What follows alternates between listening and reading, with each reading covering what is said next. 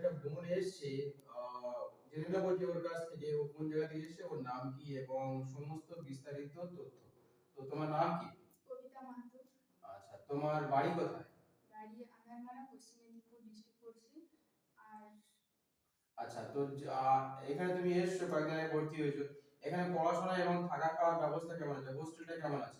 পড়াশোনা খুব ভালো হয়, হোস্টেলও খুব ভালো, হোস্টেলের ব্যবস্থা খুব ভালো।